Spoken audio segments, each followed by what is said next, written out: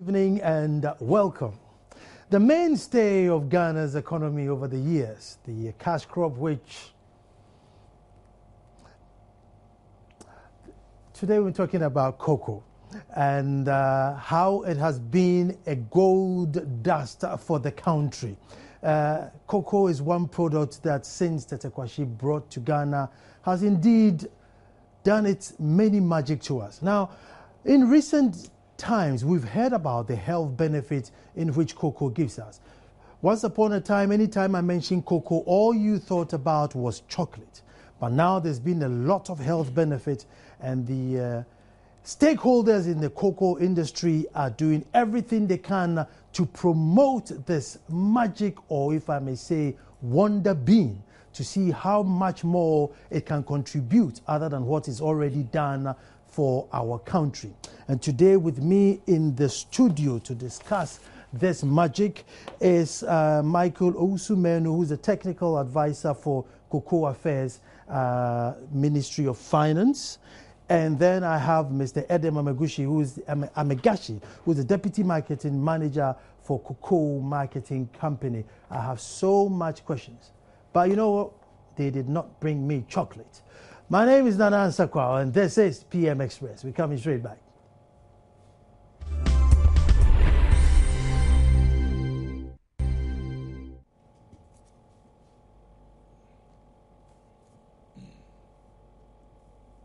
Hello and welcome back. Today the topic is proudly Ghanaian, and we are talking about cocoa, the cocoa bean, how we can promote it and make other uses of it.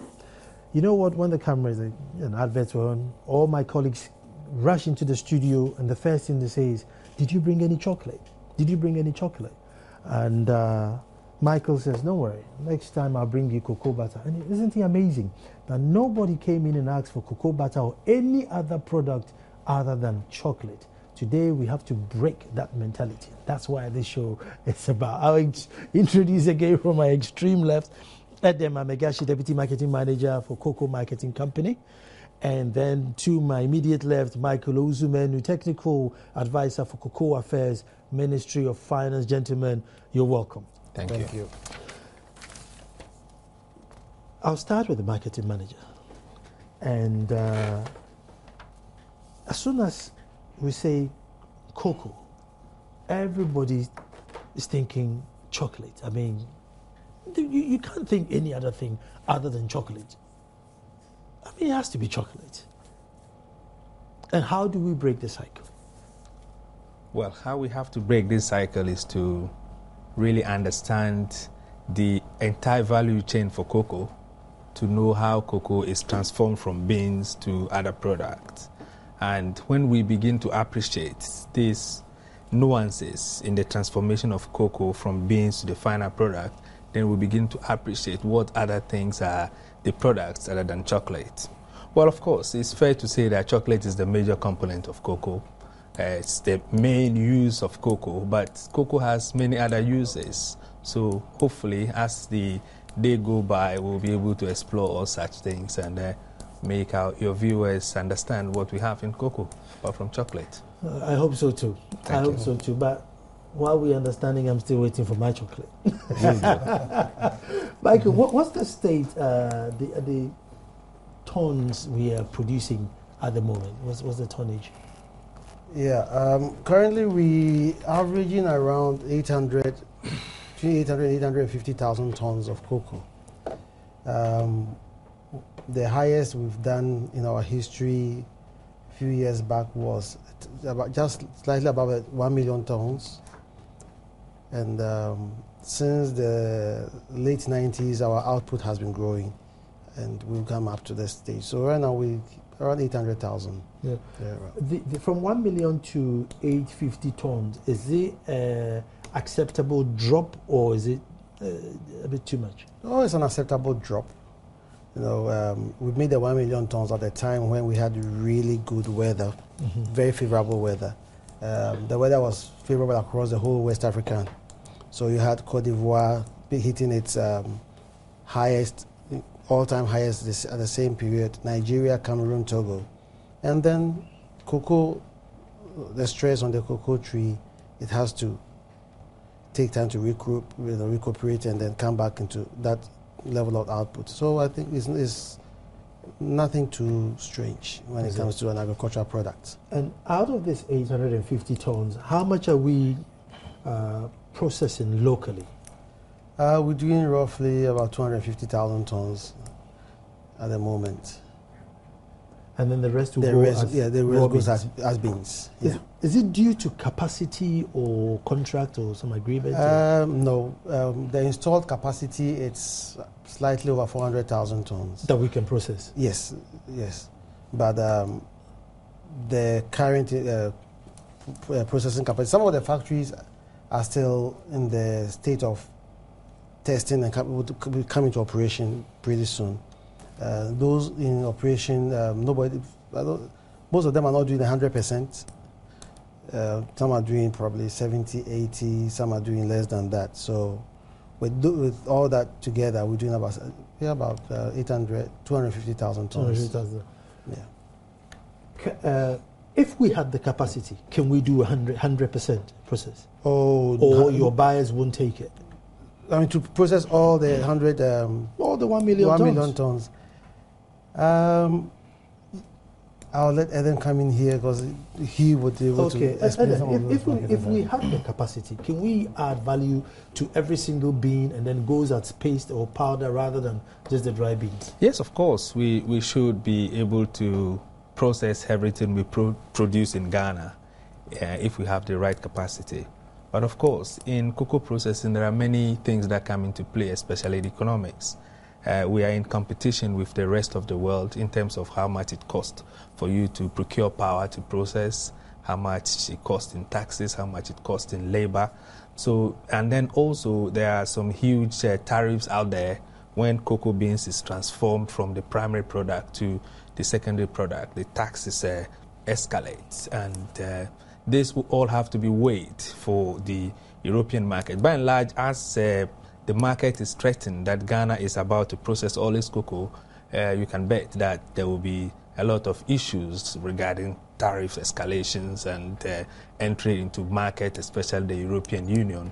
But having said that, if these are surmountable, why not? There's a huge possibility that we should be able to process 100% of our cocoa here. I mean, to avoid this taxes, which I know the big boys will do, our cocoa that we export, is it mainly used for chocolate? Or, I mean, percentage-wise, would you say about 60% chocolate or 60% cocoa butter, or what's it mainly used for? I think chocolate, is it? Or? Yes, the cocoa we export, mainly in processed or in raw form, goes into chocolate and confectionery products mainly. Okay. Confectionery products are also very huge parts of it. We have candies, we have baking, we have pastries, we have cakes.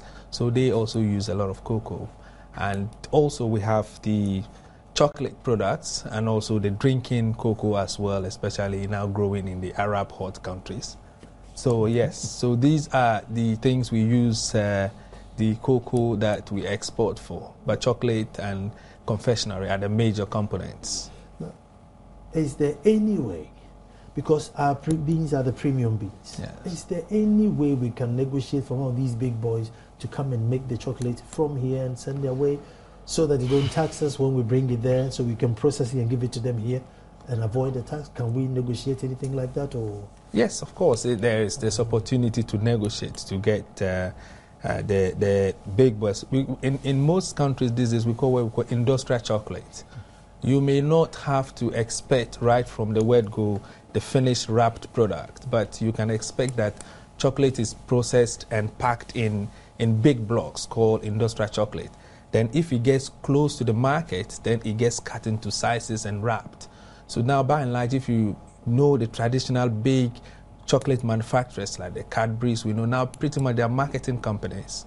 So they just sell their brand, wrap the chocolate into pieces, and then throw it up the market. So I think going forward, there is huge potential for us to begin to deepen our value addition further by getting industrial chocolates to be processed here and then sent to Europe or America or Japan in blocks, so it can be maybe retail into retail sizes. And ultimate is to have the retail sizes made here in Ghana. So there is a potential for that. My next one is the packaging and how attractive they are. Can we do better? I'm not saying it's bad, but can we do better? Don't do that. Yes, we can, but it depends on the marketing strategies that our sister companies that are processing cocoa want to maybe do. If you are targeting the local market, of course you have to orient your marketing messages to tailor it to the local conditions. But if you are looking at expanding to other markets, then you begin to look. Of course, these are perceptions of brand value and of wrappings, and these things change with time. So we believe that over time we need to add a bit more, maybe sparkle to the traditional product we have, give it a bit more, relaunch it, and give it a little more glow. If that is the strategy that the cocoa processing companies would adopt, from my position as a marketing man, I think it will go a long way to help. Michael, yes. Cocoa products in our local market, I mean, at the moment, do you think we are using enough, or we could use more, or you're happy with what the market is? What can we do in terms of... No, we're not using enough. Just before we came, we were looking at assessing how much cocoa we consume locally in terms of tonnage. And we looked at that. In Ghana, we do about 8,000 to 12,000 tons of chocolate, consume about that range. And we're producing over 800,000 tons. So, I mean, we're not consuming anything.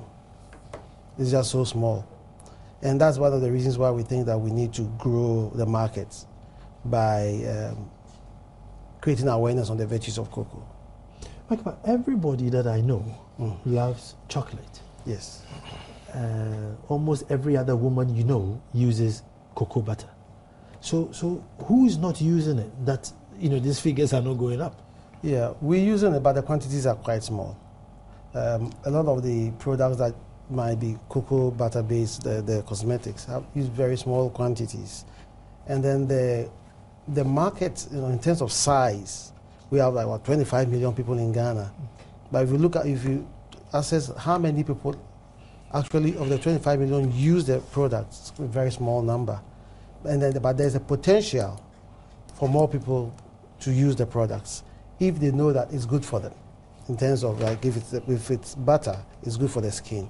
If people they know that it's good for their skin, then they may be drawn to buy products that contain cocoa butter. When it comes to the confectionaries and the chocolates too, it's the same thing. A lot of, you might know, there's chocolate sold in the streets these days. People are buying them, but the number of people buying is quite small.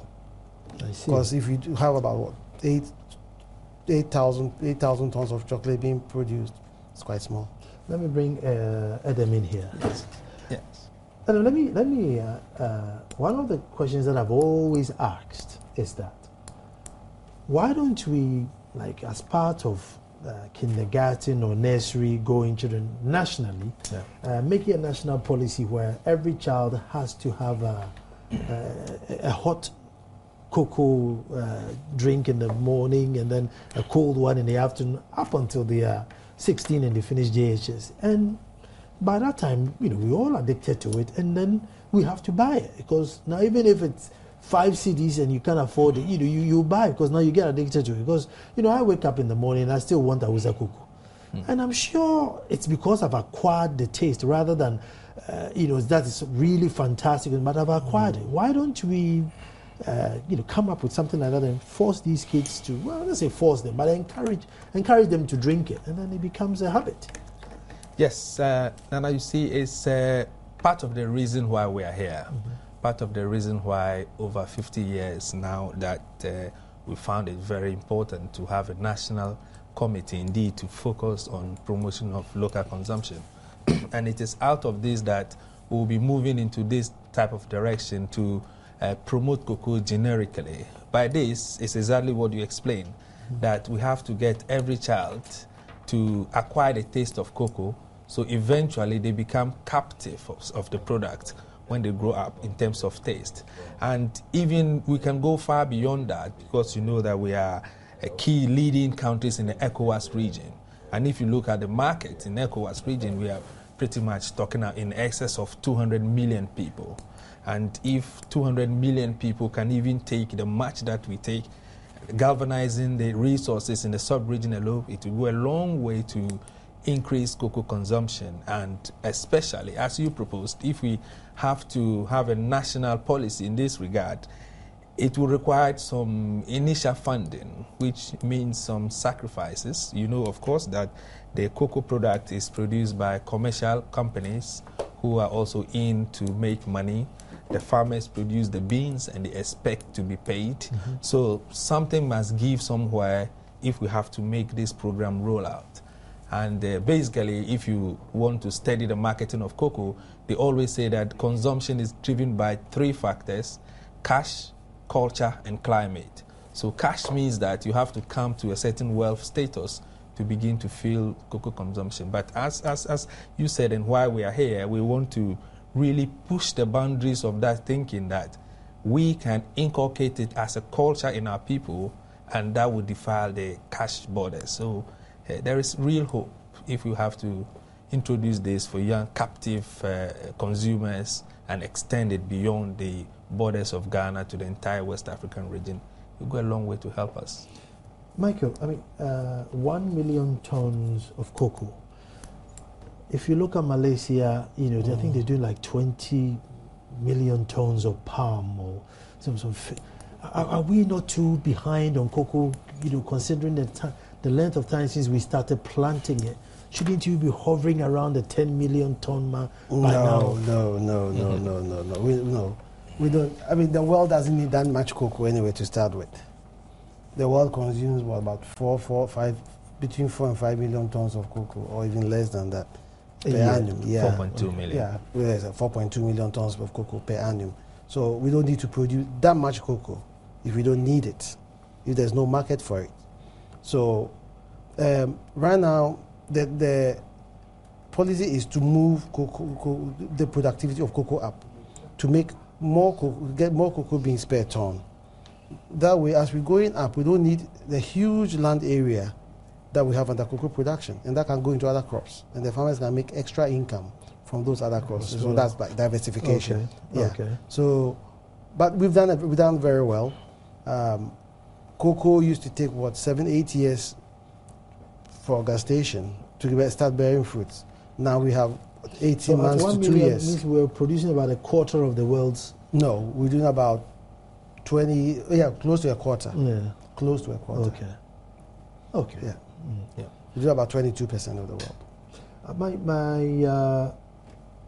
And I know you have a lot of benefits of cocoa, and that's what I want us to drum home, the benefits of cocoa, because I think it's been really sidelined until recently. I mean, I didn't know until recently, but I'm sure you were enlightening us. Apart from the sweet taste that you get in your chocolate and your cocoa butter that you use in your cream, health benefits, what has it got for us? Yeah, cocoa contains a lot of elements. Even, I guess, some people put over 300 different elements. And there are some very, very major ones. One of the most important one is the flavonoids, which is an antioxidant. Now, the antioxidants, I think, is not new to our ears. And one of the most important thing about antioxidants is that it cleanses our bloodstream and improves blood flow, and for that reason can help reduce the incidence of a lot of diseases. One of the most important of this is the heart-related diseases, for example. We have research saying, going as far back as far as Parkinson's diseases and other diseases. Then we have the theobromine, which is basically the bitterness that you find in cocoa if you take the natural powder or if you take chew a cocoa roots. Yes. Now the theobromine too, right now we have research indicating that it is the best to cure cough. And I remember during my young days on the compound of Craig, when you had cough, you run into the cocoa farm, take the root of a cocoa tree and chew it, and your cough is gone. And that's what I do up to today. If I get half cough, I chew the cocoa roots, and the cough is gone. I see. Yes. When I was in primary school, I didn't really know what was responsible for that. But now research has shown that it's the theobromine in the cocoa that is responsible for that. Then you have magnesium. Now the magnesium too is a very important element, and that really does a lot in strengthening our cell walls. And when you have your cell walls strengthened, a lot of diseases, that apparently improves upon your immune system. And therefore, a lot of diseases can be prevented that way. Then our cocoa butter that too helps, especially with the skin on the skin. It actually helps in the aging process. It takes off scars if you use it regularly. Yeah. Now the science into the health benefits of cocoa these days has gone very, very, very far. Where a lot of diseases we've been seeing that the regular intake of cocoa can prevent so many diseases. Some of the diseases, like even there was a recent article that came out of the States, that regular intake of cocoa, and that was from research done, that improved the brain power, and that tells us that this is good for children. Because if you can improve the brain power, then children have a lot to gain here. Then my policy comes in there, isn't it? There you go. There you go. Yes. Yeah. So, yes, it does help in that. Professor Adayo of the medical school will tell you that cocoa butter is very good that protects your teeth against tooth decay.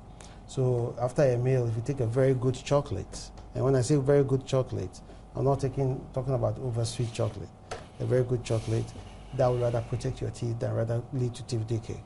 So this, the cocoa powder, which is now being sold, it's recommended that everybody has a cup a day or 2 a day. What would be a good recommendation? Yeah, if you look way back into the history of cocoa, where the tribes of Central America, who are known to be the first consumers of cocoa, used to have the cocoa as much as 5 times a day. Yeah, as much as 5 times a day. And cocoa is not a medicine. It's a health food. And for a food, you can have a food as many times as you are hungry, you want to have it. So there's no limitation. Mm-hmm. Yes, there's no limitation. If it was a medicine, then you have to be prescribed. But it's a health food. You can have as much cocoa that you want. The dark chocolate, the natural cocoa powder, which is unsweetened, have it as many times as you want. But then the point is that make sure that you have some cocoa at least once a day. At least once a day, because a cup of cocoa keeps the doctor away. You see, all these health benefits, once you process it into the powder, do you still keep the ingredients in it, or are you going to lose it? Because it must have gone through some heat and cold and everything to get into this powder stage. Yes, so there's been quite a lot of research into this area, and some have indicated that some of the the procedures may reduce, especially the antioxidant power. And this has been shown in some of the chocolate products. But then you realize that when you have a higher cocoa content, mm-hmm. you have more of the antioxidant power. Now, for this reason, some of the major manufacturers have devised new ways of processing cocoa that would maintain quite a high amount of the same antioxidant power, so that they don't really lose it in their products that they make. And are we using that method too, or? Like here in Ghana, the natural cocoa powder doesn't go through much processing anyway. So that one, you don't have a problem with it. Oh, okay. Yes, don't have a problem. It's when you go into the more you go away from the natural into where you add other ingredients, then you're reducing the power. Because when you go into the chocolates, you're adding sugar, milk, and other things. So the more of those things that you add, then you have less power. That's why there's a saying that the darker the better. because the darker, the more cocoa content you have. So these days you have cocoa with 70-75% cocoa mass, which uses less sugar and less milk. And those ones, people see them as health food than a luxury product. Let me go to marketing. Price. Okay.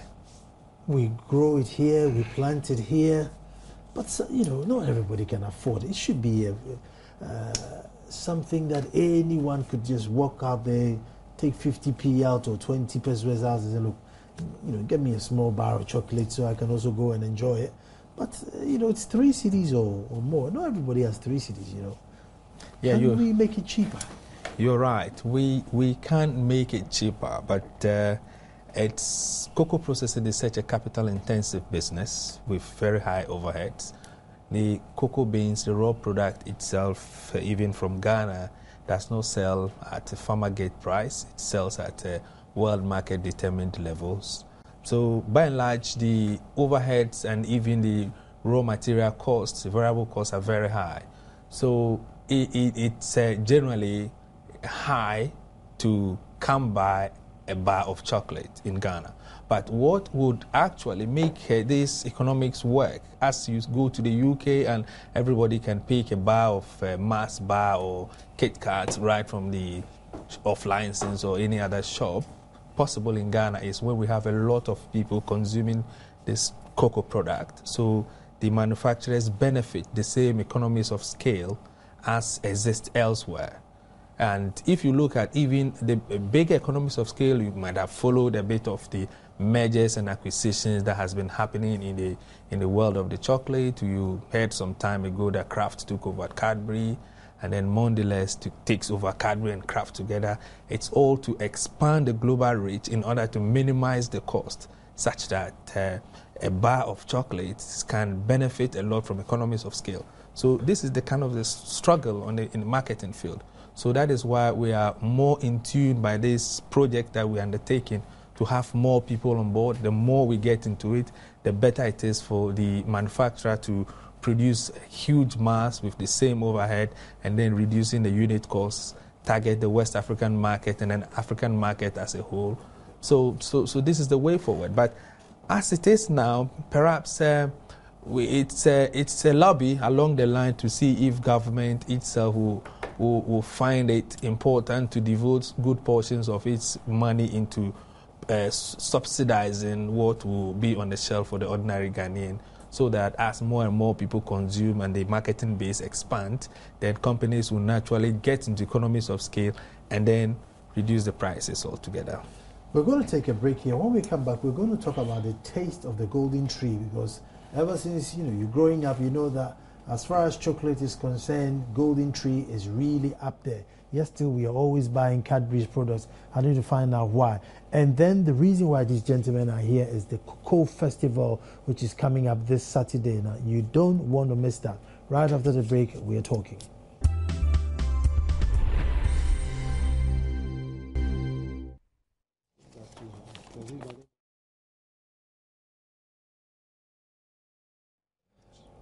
Proudly Ghanaian, and we are talking about the cocoa bean, the wonder bean that has helped the economy, taken people to school, given scholarships, built the nation. And today we are here to see what more we can do to this bean, so that when we say cocoa, you just don't think chocolate, but all other things, the health properties, the cocoa butter and everything. But we're talking about taste, and I'll start with you, Adam. Is that, anytime you take the golden tree to competitions, the report comes out that, it's the best chocolate and everything. But somehow we still have this acquired taste for the Twixes and the Mars bars and Bounty bars. We still have. Why don't we have that acquired taste for the golden tree? Is it because we don't eat it as much, or marketing, promotion? Mm-hmm.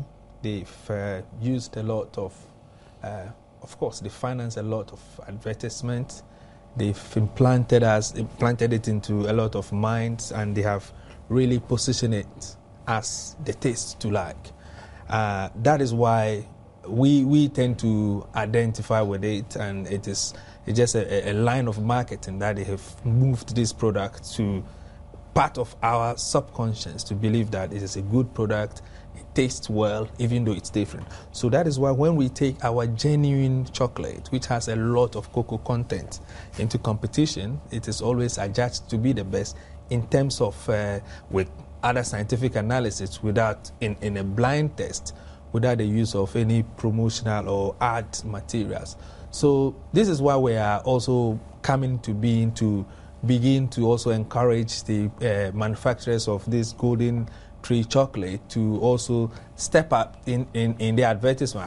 I don't remember the last time I've seen any advert of such golden tree chocolate on any news wire or any radio station or TV station. So, but then if you go to the UK, you see the promotion of this. So I think it's more of marketing than real. That is why when we go to an open, a fair, and a blind assessment of the products, our products often seem to have an edge over sweetened and milky chocolates from other chocolates from the West. Yes.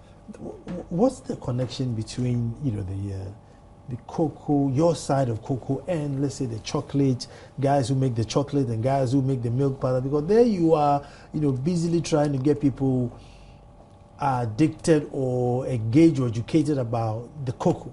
Yeah. And so as soon as you're saying cocoa, I didn't have to go and buy things that are made out of cocoa. Are they keeping up with the promotion and the education that you're doing? Well, we need to help build the base. We need to help people know that cocoa is health food. We need to make people know that cocoa provides vitality and a lot more other properties that we would otherwise not be aware of cocoa as a health food. So when we build a base, what we are doing is called generic promotion for people to know what the product is and what the product can do for you. But also, it also gives the platform to the manufacturers of the product because they are different and we are not promoting any special brand. Sometimes you ask and we get identified a bit with the golden tree because it is perhaps the only indigenous brand we have in Ghana, which we will be very happy to see many people consume. But of course, that is not what we are about. So whilst we build a generic base, we expect the different brand makers to lash on it and do their different promotions and also sell the unique qualities, the unique propositions they want to give to the consumer to choose their chocolate over that of the other. So this is how our work relates to the work of the other brands. Michael, I'll come to you. Now, I had a guest on the show, Penia Daddy, who's a farmer. He says once upon a time he was a commercial farmer because of inefficient government policies. Now he's a subsistence farmer. Either way, he's a farmer. Like he's saying that it cost the nation approximately $4,000 to produce a ton of cocoa, and we will ship it out for approximately $2,000. Now, I don't know if you have these figures. No, this is the first time I'm hearing these figures, that the cost of producing a ton of cocoa is $4,000 and its sale is $2,000. So that tells us that if that's the case, then we're out of business in cocoa. Then we have no need to promote the beans because we're out of business. I don't know how he came about his analysis to come up with the 4,000 tons. Unless probably we see that, then we can verify what he came up with. Very good. But Saturday is the festival. Yes. And what should we expect? Yes. The festival, which is the Ghana Cocoa Festival 2013, the first of this kind in the country. For the last 8 years, we've been having the Kopal Cocoa Day, which was a one-day derby, which was also to promote cocoa consumption. But this year, we decided we need to do a lot more than just a one-day derby to bring everything cocoa under one roof, to get people experience cocoa to its fullest. So we're going to have this event over a 4-day period from Saturday, 28th September to end on the 1st October, which is the Kopal Cocoa Day. The day set aside by all cocoa producing countries, and now at the International Cocoa Organization level, the World Cocoa Day, to actually promote cocoa consumption and also honor our illustrious cocoa farmers and all those who have contributed in the cocoa sector. What's the most unassuming product I will find at the fair? Because as soon as everybody thinks, oh yeah, there's going to be masses of chocolate for us to eat. Yes. And then the next one will probably be cocoa butter. Yeah. But what would be cocoa butter, but it's not going to be just in the form of cocoa butter. We're going to have something really unassuming. Yes. The Ghana Chefs Association are going to give us some recipes of foods that they can make out of cocoa. The polytechnics too are going to come up with some recipes, and their recipes should be new recipes that we can use cocoa for. Because we want to inculcate cocoa into our local diet, make it part of our traditional eating habits. So they're going to give us ways that cocoa can be used in our local diets, different ways that cocoa can be used at home. So we don't only look at cocoa as a chocolate or drinking chocolate product, but then cocoa as a product that can be consumed in different forms. Also, we're going to have products that are made from what we call the cocoa byproducts, which are made from the cocoa husk, the cocoa sweatings, the cocoa pods. The sweatings is the gel around the bean, right? Exactly. What's it going? Because I really like to, Yes. Now, for the gel around the beans, can be collected in two forms. If you collect it as fresh as it is, that is can be used in making your pop juice. Yeah, pop juice or soft drink. And then if it's fermented, or even for the fermented, if they collect it a little fresh, ferment it to make alcohol and vinegar. I see. Yes, and then the alcohol can be further processed into brandy or gin. But has that got any vitamins or any health products in it? Because I remember when we were kids, you used to break it and then lick all the seeds. When you take the fresh sweating, it has everything that you have in cocoa. Even the cocoa roots it all has all the nutrients in there, because it's all in the tree and the seeds as well. Yes, I see. Yes, so it runs through. And it's Ghana Cocoa Festival. Ghana Cocoa Festival. It's too long, haven't we? GACO Fest. GACO Fest. Well, we can consider that name for the future. For the future, yes. But to say that we don't only target the aged. We, as you rightly pointed out, we are targeting young people as well. So that is why we are also going to have an evening really dedicated to liquor made from cocoa. Okay. So that is going to be a concert. We expect Rita Mali to be there, and also the famous young hip life artists would also be there to ensure that we get this message across, to attract them and also to make them a part of the key consumers of cocoa. And even if you can't take chocolate, you can take a liquor with cocoa base. So that will also be an important part of the show we want to put up. Any of these big Hershey and Cadbury's, are they joining hands with you in this GACO Fest, or Ghana Cocoa Festival? Ghana Cocoa Festival. Well, we have a few of the multinationals in Ghana.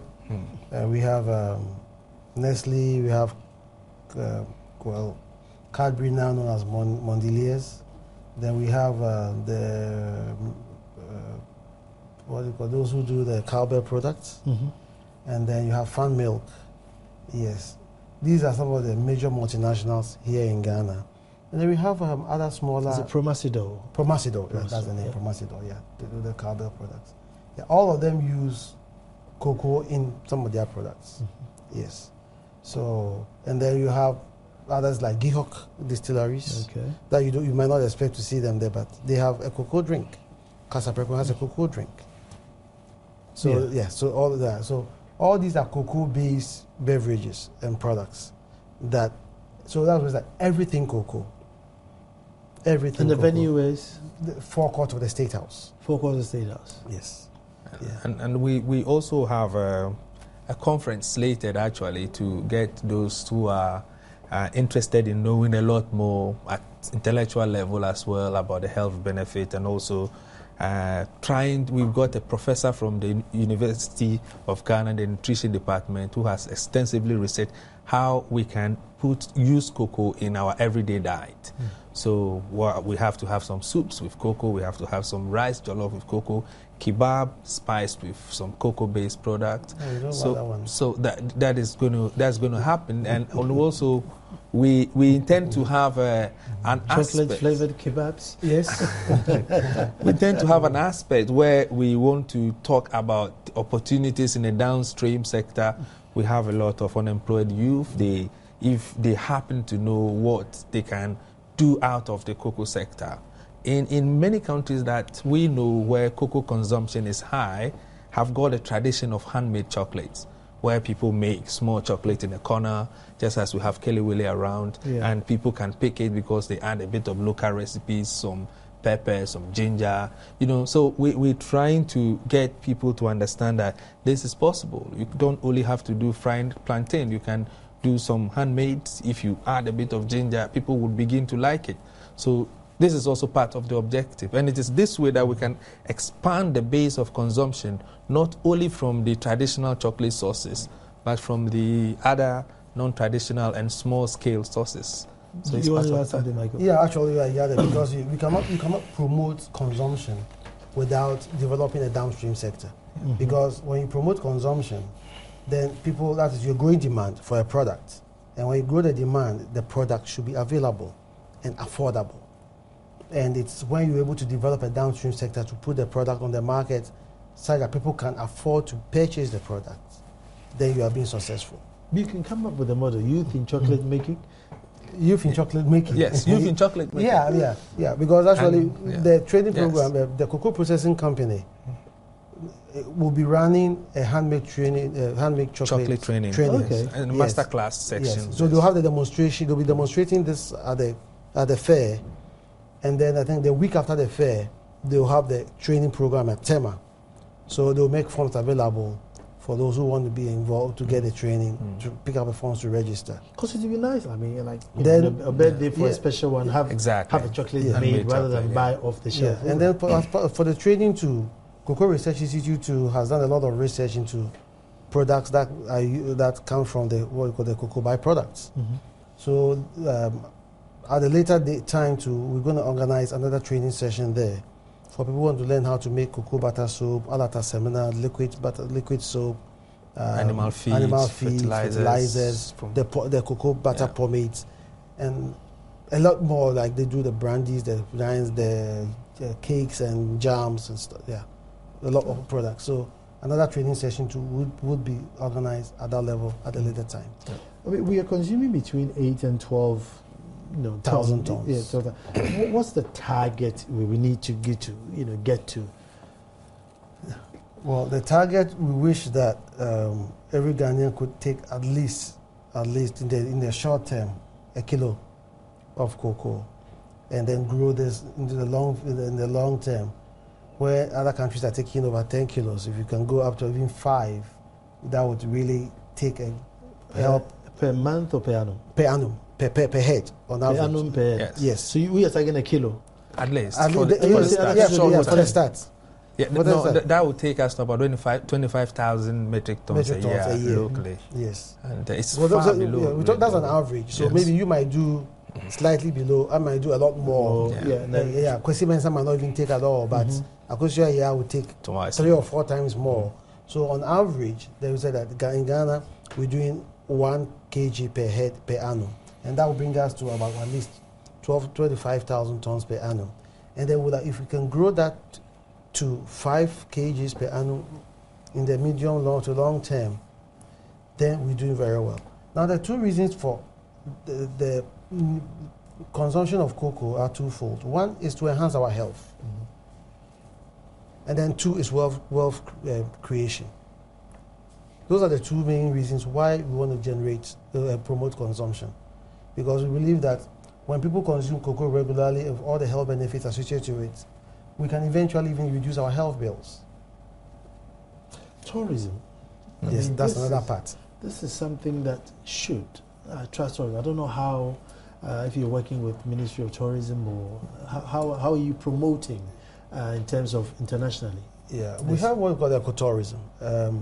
At the moment, the Tetekwashi, the first cocoa farm in Ghana, as a Tetakwashi farm, has developed into such a ecotourist environment where you can go in there, see where the first cocoa farm started. There are about 2 or 3 of the original trees, actually the base of the original trees that Tetakwashi planted. A small museum, and we're thinking of probably in the near future have a real good museum to really showcase the cocoa sector in the country. At Mampong, there's what we call the Jubilee Farm, which was set up by Cocoa Board, where when the trees come into the country, you go there, you pay $100 or thereabout, and then you plant a cocoa tree, and then your name is put next to the tree to say that you were in Ghana and you did this. There is cocoa research actually does quite a lot of tours for people who want to learn about the cocoa tree. As part of this program, there will be a number of school children who will come in, and there will be a small contest. The schools, about 10 schools there, about each of the schools will do a small presentation on why children should consume cocoa. Mm-hmm. And the best presentation, the best school, will be taken on a tour to Craig to see how cocoa is produced. Mm-hmm. And then some of the products that are made from cocoa at Craig. So first they'll go to the Tetakwashi farm to see the first cocoa farm in Ghana. Then they'll go to Craig and then see how all the research that is done there, and then the products that come off cocoa. They'll visit some of the farms. So those who have not seen cocoa farm before would actually see cocoa in its natural habitat. Just to add to the tourism, we have an ambition to make this cocoa festival develop into something that is of tourism value. If you go to UK, for instance, we have what we call the Cadbury World. And this is a place developed by Cadbury, and visitors go in there. The average price per ticket to go to a tour in Cadbury World is about £12 per head, and they normally get about 700,000 visitors a year. So you can imagine how big that is contributing. Mm-hmm. So that is why this fair we have what we call the experience zone. And we want to mimic that concept that when you enter the experience zone, we intended to create a dark room. From the start, you get there and you hear voiceovers, and you come out, you know the history of the cocoa, you come to the farm area, and so it gives people the real feel of the origin of chocolate and the authenticity of what cocoa makes a good chocolate. So it is our ambition. We have started some discussion with a sister group in the UK which organizes specialty fair. Mm-hmm. So in future, we will want to grow this cocoa festival really to attract real chocolate lovers. Chocolate is a culture, almost a religion for some people around the world. So this is our long-term vision to make it very attractive and of international pedigree. I mean, I wanted to quickly run through the festival. Okay. What we're going to do. Events, yes, of course.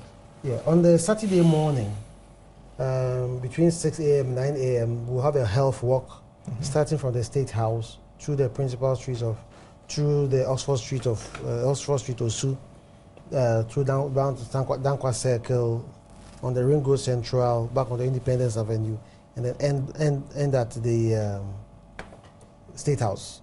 So we start from the State House and come back to the State House.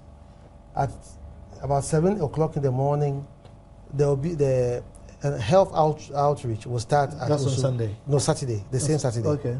Health outreach will be held at Osu, the Salem Junior Secondary School, for the Osu community. You know, Tetakwashi, who brought cocoa to Ghana and started the first cocoa farm, hails from Osu. So there's an opportunity to pay back to the Osu people for what they brought to Ghana. So the health outreach, which will take place there, would do a lot of things, including screening, eye screening, the breast screening, the Kolebu, the blood bank will be there to take some blood donations as well. So that will run from about 7 a.m. to 3 p.m. in the evening. At 10 a.m., the official opening of the festival will take place at the forecourts of the State House. Okay. Then, when it's open, the exhibition is open from then till Monday evening. So we'll have reservation from Saturday, Sunday, Monday, Tuesday. In the evening of Sunday, there will be a musical concert at the forecourt of the State House. Okay. Now on Sunday, which we've termed the Family Day, we'll have the Chefs Association come to teach what you can do with chocolates in terms of food products. Then the polytechnics too will have a contest to show some new recipes that they can make out of cocoa, cocoa and chocolates. Then CPC too would have the demonstration of the handmade chocolate. So those who get interested can register and then actually take the course the week after at Intema. Then the children's, we have the children's zone where children can be playing all day. Mm-hmm. So quickly, that's a quick run-up for Sunday. Then on Monday, from 10 a.m., we'll have a number of school children coming. Our time is up, so if you run it. Yeah, Monday morning we'll have school children coming to see the exhibition, and then in the afternoon we'll have the conference on health and nutritional benefits.